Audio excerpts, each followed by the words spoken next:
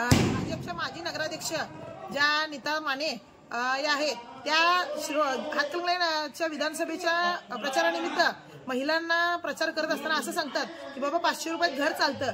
पण नीताताई मला असं सांगायचं आहे की 500 रुपयात आठवड्याचं दूध तरी येतं काय, हा जरा स्वतः तुम्ही दूध आणून पहा आणि मग विचार करावा। कारण आम्ही स्वतः संसार करीत असताना आम्ही कुठल्या आमच्या घरी काम करायला महिला नाहीत, आम्ही स्वतः आमचं काम स्वतः करीत असतो आणि त्यावेळेस आम्हाला कळतं की बाबा काय परिस्थिती असते। एखादा कुटुंब महिन्याभराचं कुटुंब चालत असताना 10 ते 15 हजार रुपये पुरत नाहीत, पण तुम्ही असं म्हणताय की 500 रुपयात घर चालतं।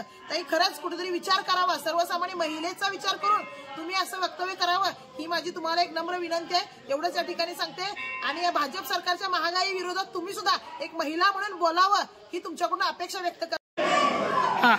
नीताताईंना एवढंच म्हणायचंय की 500 रुपयात आठवड्याची भाजी सुद्धा येत नाही आणि 500 रुपयात महिना चालवतात असं म्हणतात। घर कसं चालवायचं, 4-5 जणांचं जर कुटुंब असेल तर 500 रुपयात घर कसं चालवायचं हे नीताताईंनीच आता आम्हाला ते 500 रुपयात घर चालवून दाखवावं हे एवढं। हे तिने कोणत्या बेसवर बोलत आहेत की तिने घरात स्वयंपाक वगैरे काय करतात का नाही किंवा भाजीपाला आणतात का नाही बाजारातनं, हे एवढंच आम्हाला म्हणायचं आणि विचारायचं आहे त्यांना। 500 रुपयामध्ये हे घर चालतच नाही, कारण कांदा कसा झालाय, लसूण कसा झालाय, बटाटा कसा झालाय, सहज बाजारामध्ये भाजीपाला जर आणायला गेलं पिशवी घेऊन तरी पण 500 रुपये पुरत नाही। नीताताई तुम्ही काय बोलताय, 500 रुपयामध्ये घर चालतच नाही, तुम्ही स्वतः चालवून बघा मग हे करा, बोला तुम्ही।